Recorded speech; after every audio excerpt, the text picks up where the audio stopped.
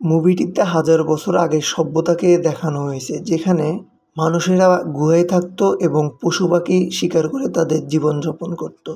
সিনেমার শুরুতে ত্রাও নামে এক ব্যক্তিকে দেখানো হয় যে তার শিকারী দল নিয়ে মহিষ শিকারে এসেছে। টাওয়ের সাথে তার ছেলে কেডাও ছিল।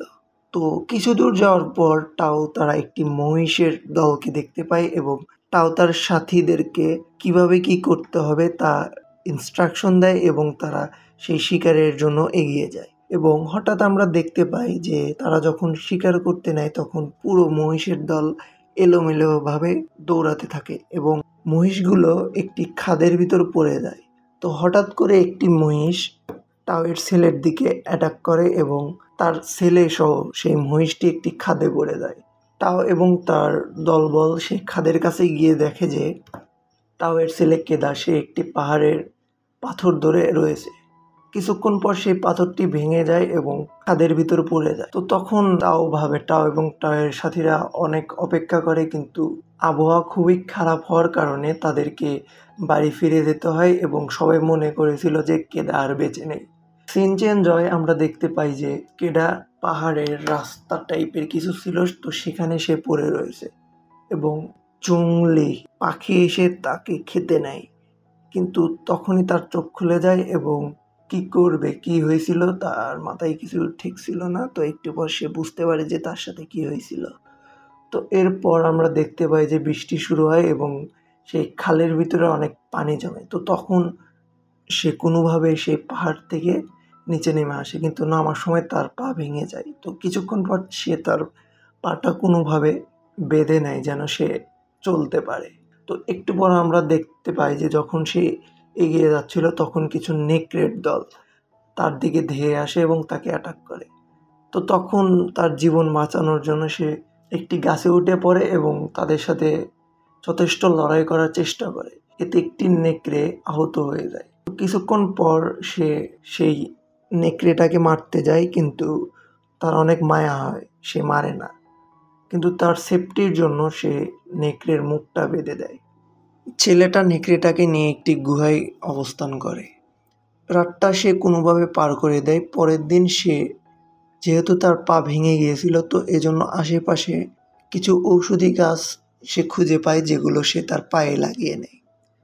তো একটু পর আমরা দেখতে পাই যে সে একটি খরগোশ শিকার করে এবং সেটা খাওয়ার জন্য, সে রান্নার জন্য সে আগুন ধরায়।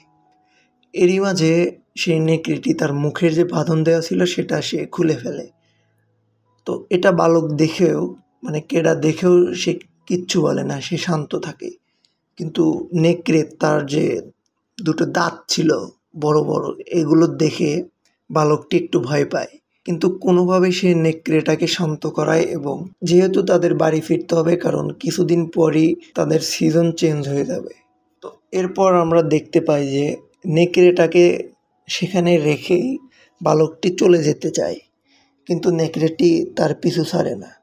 তো এক সময় আমরা দেখতে পাই যে তারা অনেক পথ এগিয়ে যাওয়ার পর একটি পশুর দলকে দেখতে পায়। সেই নেকড়েটি যায় সেই দলের কাছে এবং তাদেরকে ধাওয়া করে, কিন্তু বালকটি অনেক ভয় পায়, মানে এইগুলো শিকার করতে সে অনেক ভয় পেত আগে থেকেই। বালকটির তাদের ভয় পাওয়ার কারণে তারা কোনো পশুই শিকার করতে পারে না। তো একটু পর সেই নেকড়ের সাথে বালকের খুব ভালো একটা বন্ধুত্ব হয়ে যায়। তো তখন বালকটি, মানে কেডা, সে সে নেকড়ের নাম দেয় আলফা, আর এই নামেই এই মুভিটি হয়েছে। তো এরপর আমরা দেখতে পাই যে আলফা এবং বালকটি তারা দুজনেই অনেক পথ এগিয়ে যায় এবং কিছু দূর এগিয়ে যাওয়ার পর আমরা দেখতে পাই একজন লোককে দেখতে পাই যে বসেছিল। তো এগিয়ে যাওয়ার পর আমরা দেখতে পাই যে সে লোকটি ঠান্ডায় বরফে জমে গিয়েছে। তো তখন বালকটির অনেক খারাপ লাগে, কিন্তু তার তো বাড়ি ফিরতে হবে। তো এজন্য সে সেই লোকটিকে সেখানে রেখেই সে এবং আলফা উভয় এগিয়ে যেতে থাকে। কিন্তু পথের মাঝে তাদেরকে একদল জংলি জানোয়ার বা জংলি পশু তাদেরকে অ্যাটাক করে। তো তাদের হাত থেকে বাঁচতে, এবং সেখানে একটা ঝড়ও শুরু হয়ে যায়।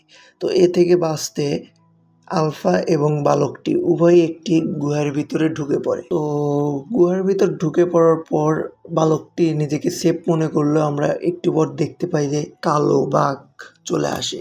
তো আলফা বালকটিকে রক্ষা করার জন্য তার সাথে লড়াই করতে শুরু করে দেয়, কিন্তু ফালা টাইপের ছিল, সেটা দিয়ে সেই বাঘের দিকে ছুঁড়ে মারে। তো এতে সেইখানেই বাঘটি মারা যায় এবং সে বাঘের সাথে লড়াই করার সময় তার অনেক আলফা সেখানেই পড়ে যায়।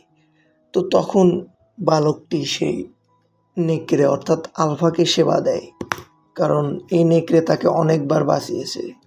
তো এই জন্য সে সারা রাত নেকড়েটির সেবা করে এবং হালকা একটু সুস্থ হয়। তো এরপর আমরা দেখতে পাই যে বালকটি এবং আলফা অর্থাৎ নেকড়েটি তারা তাদের পথে এগিয়ে যেতে থাকে। তো যেতে যেতে আলফা পড়ে যায়, কারণ তার শরীর খুবই অসুস্থ ছিল। তো তখন বালকটি তাকে কাঁধে নিয়ে এগিয়ে যেতে থাকে।